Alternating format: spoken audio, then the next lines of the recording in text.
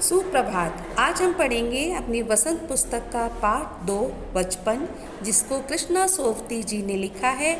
लिखा क्या है, उन्होंने अपने मन की बातें जो वो बचपन में करती थी या जो उन्होंने अब तक किया है उसके बारे में वह हम सबको बता रही हैं कि उस ज़माने में और इस ज़माने में क्या अंतर है। तो जैसा कि वो कहती हैं कि सबसे पहले वो अपनी ड्रेस के बारे में बताती हैं कि वो क्या पहनती थी। तो उस समय उनको फ्रॉक, ट्यूनिक, स्कर्ट ये सब पहनना बहुत अच्छा लगता था और उनको कुछ तो इतने अच्छे लगते थे फ्रॉक जो अभी भी उन्हें याद है, जैसे लेमन कलर का जो गरम फ्रॉक था वो उनको बहुत अच्छा लगता था, फ्रिल वाला। और किसी किसी फ्रॉक में उनके जेब होती थी, पॉकेट होती थी और उसमें वो रंग बिरंगे रिबन रखती थी। तो ये सब अपना अनुभव वो बच्चों को बता रही हैं और वे कहती हैं कि उन्हें अपने मोजे, स्टॉकिंग्स जो लॉन्ग सॉक्स होते हैं उनको खुद धोना होता था, क्योंकि छोटे छोटे काम उस समय बच्चों से ही करवाए जाते थे। और मैं तो कहती हूँ अभी भी आप सबको छोटे छोटे काम खुद करने चाहिए, जैसे कि वो मोजे खुद धोती थी, अपने जूतों पे पॉलिश खुद करती थी और वो इतने अच्छे से चमकाती थी कि यदि उस पर पॉलिश करने के बाद हम उस पर कपड़े से उसको साफ़ करें तो वो चमकने लगते थे। और वो एक बात और बताती हैं कि उस समय जब उनको जूते मिलते थे अलग अलग तरह के मिलते थे, लेकिन जूतों के साथ छाले भी आ जाते थे। अब छाले क्या होते हैं? शू बाइट।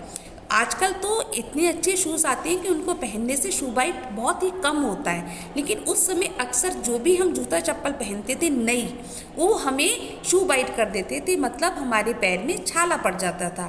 तो वो इससे बचने के लिए हमेशा रुई अपने पास रखती थी कि जब भी उनके शू ने उनको शू बाइट किया तो वो अपने मोजे में रुई लगा लेती थी जिससे कि उनके दर्द ना हो। तो एक चीज़ ये हो गई। और एक, उन्हें हमेशा शनिवार को ऑलिव ऑयल पीना पड़ता था, लेकिन वो पीना ज़रूरी था क्योंकि वो कंपलसरी था। एक गिलास होता था जिसमें मेज़रमेंट है, उन्हें उतना पीना ही पीना है। अब वो सोचती हैं अगर नहीं पीते तो क्या था, हम तो ठीक ही रहते, कोई तबीयत खराब थोड़ी होती। लेकिन वो अपनी उस समय की दिनचर्या बता रही हैं। आगे वो बताती हैं क्या अंतर है उस ज़माने में और आज के ज़माने में। पहले ग्रामोफोन होते थे, टीवी और रेडियो नहीं होते थे ना, पहले पैटीज होती थी, वो कोक, पेप्सी कुछ भी नहीं होता था। और उसकी जगह उन्हें शरबत, तरह तरह के शरबत पीने के लिए मिलते थे जो उन्हें बहुत अच्छे लगते थे, जैसे कि आजकल भी आप कुछ जानते हो बुरास का शरबत है या शिकंजी बना ली नींबू की। तो इन चीज़ों का चलन पहले बहुत ज़्यादा था। और ये अपनी शिमला की बात बता रही है। शिमला में रहती थी तो वहाँ पर इन्हें एक दिन के लिए चॉकलेट लेने की इजाज़त थी कि वो हफ्ते में एक बार चॉकलेट ले सकती हैं। तो जब ये चॉकलेट लाती थी इनको बहुत अच्छी लगती थी तो ये फ़ौरन नहीं खाती थी, ये उसको संभाल के रखती थी और रात में जब खाना खा लिया उसके बाद आराम से बिस्तर पर लेटकर वो खाना उसको चॉकलेट को खाती थी। तो और बच्चों की ख़त्म हो जाती थी और इनकी चॉकलेट बची रहती थी। और इनके एक बात और बताती हैं, ये ब्राउन ब्रेड लाने की जिम्मेदारी जो भाई बहन थे उनको कहा जाता था, एक दिन आप लाओगे एक दिन ये। तो अलग अलग दिन ये सब भाई बहन शिमला में जो बाल रोड पे बाजार था वहाँ से वो ब्राउन ब्रेड भी लेकर आते थे। अब इसके बाद इन्होंने और क्या अंतर ये बता रही हैं कि उस समय जो चने होते, चना जोर गरम, वो भी बहुत इनको अच्छा लगता था। लेकिन चना जोर गरम तो हमें अभी भी मिल जाता है। आप कभी मसूरी जाओ या कहीं भी हम ट्रेन से कहीं जाते हैं तो एक भैया टोकरी में चने लेकर बेचते रहते हैं और वो क्या गाना गाएंगे, चना जोर गरम बाबू मैं लाया मज़ेदार चना जोर गरम। तो इनको वो भी चीज़ बहुत याद आती है। और जिसमें चना रख के इनको मिलता था ना तो वो बहुत आसान तरीका था। एक इतना बड़ा पेपर लिया न्यूज़पेपर का और उसको ऐसे ऐसे फोल्ड करके एक कोन बना ली और उसमें चने डाले और कभी कभी उसके ऊपर से मसाला भी डाल देते थे। तो इस तरह उन्हें चना जोर गरम भी बहुत अच्छा लगता था, जो इन्हें अभी भी कभी कभी वो मिल जाता है। और इन्होंने क्या किया था, शिमला में ये घुड़सवारी भी करती थी, घुड़सवारी करती थी। लेकिन वहाँ के जो घोड़े होते हैं ना वो बहुत हाई, मतलब हस्त पुष्ट नहीं होते क्योंकि वो पहाड़ पर रहते हैं। और जो प्लेन में जहाँ पहाड़ नहीं होता वहाँ के जो घोड़े होते हैं वो बहुत हस्त पुष्ट होते हैं, लंबे चौड़े होते हैं। तो ये इनको याद आते हैं अभी भी। और शाम को जो उनका चर्च था वहाँ पर, तो चर्च पे जब घंटी बजती थी तो उनको इतनी मधुर वो घंटी लगती थी कि उनको लगता था कि भगवान गॉड यीशु खुद ही हमें कुछ बोल रहे हैं, हमें बुला रहे हैं, हमें आशीर्वाद दे रहे हैं। और पहाड़ का जो सूर्यास्त था, सनसेट था, वो भी इनको बहुत अच्छा लगता था। और वहाँ पर एक शोरूम था जहाँ पर कालका मेल का जो ट्रेन थी उसका एक मॉडल रखा होता था, जो उसके बारे में देखते थे और उसके बारे में वहाँ पर शोरूम में जो रखा था वो लोग उसके बारे में, उस ट्रेन के बारे में बताते थे।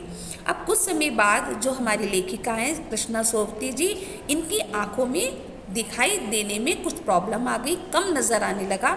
तब इन्हें एक अंग्रेज़ डॉक्टर के पास जाना पड़ा और उन्होंने कहा आपको चश्मा लगाना पड़ेगा, लेकिन अगर आप चश्मा अभी लगाएंगी और रोज़ लगाएंगी तो हो सकता है कुछ समय बाद वो चश्मा आपको ना लगाना पड़े और आपकी आंखें बिल्कुल ठीक हो जाएं। अब कहते हैं वो चश्मा क्यों लगाना पड़ा, उसमें भी कहते हैं इनकी कमी थी कि जब हम पढ़ते हैं या मोबाइल देखते हैं, आजकल तो आप लोगों को पूरे साल हमने मोबाइल में पढ़ाई की है, तो मैं आपको बताती हूँ कि पूरे प्रॉपर रोशनी में आपको मोबाइल देखना है, थोड़ा डिस्टेंस से देखना है, और जो हम पढ़ाई करेंगे वो भी हम डिस्टेंस में प्रॉपर रोशनी में होनी चाहिए। मेन चीज़ है वहाँ रोशनी होनी चाहिए। तो ये क्या करती थी, दिन में तो पढ़ती नहीं थी और रात को लैंप की रोशनी में पढ़ती थी। इस हो सकता है इसलिए भी इनकी आईसाइट थोड़ी कमज़ोर हो गई हो। तब जब इन्हें चश्मा लगाना पड़ा तो इनके चचेरे भाई आए और उन्होंने इनको छेड़ा, मतलब इनको चिढ़ाया चश्मा लगा के, क्योंकि उस समय बहुत कम बच्चे चश्मा लगाते थे। तो वो इनको क्या चिढ़ाते थे, आँख पर चश्मा लगाया ताकि सूझे दूर की, यह नहीं लड़की को मालूम सूरत बनी लंगूर की। तो इन्हें शुरू में तो बड़ा गुस्सा आया, मेरे को ऐसे चिढ़ा रहे हैं, लेकिन फिर धीरे धीरे इन्हें समझ में आ गया कि ज़्यादा बुरा नहीं है। तो फिर ये क्या करती थी, शीशे में गई, खड़ी हुई, ऐसे देखा और कि चश्मा बार बार लगाती, बार बार हटाती, फिर कहती हाँ चश्मा लंगूर की, ऐसे अपने मन से बातें करती और फिर वो उस बात को आई गई होगी, मतलब वो बीत गई। अब क्या करती थी, ये अपने भाई का टोपा लगा लेती थी, इनको टोपा लगाना भी बहुत अच्छा लगता था। और क्या करती थी ये कि चश्मे की तो इन्हें आदत पड़ गई, क्योंकि अब उन्हें लगा नहीं था, लोगों ने, भाइयों ने इनको चिढ़ाना भी बंद कर दिया।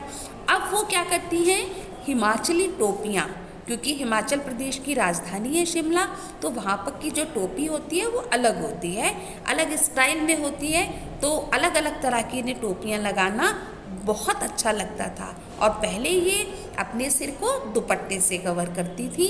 तो ये उन्होंने अपने ज़माने में और इस ज़माने में अंतर बताया है, और ये अंतर हर समय होता ही रहता है, क्योंकि जो आज का समय है वो कल ये इस तरह का जो कार्य, इस तरह की जो चीज़ें वो नहीं होती, बदलती रहती हैं, क्योंकि परिवर्तन एक प्रकृति का नियम है जो हमेशा होता है और हमें उसको स्वीकार करना चाहिए। तो ये आपका आज का पाठ था बचपन, जो आपकी वसंत पुस्तक का दूसरा पाठ है। तो ये आपका उसका सारांश है। अब मैं इससे संबंधित आपको शब्दार्थ और वाक्य बनाने के लिए दूंगी, तो आप उसको अपनी कॉपी में करें।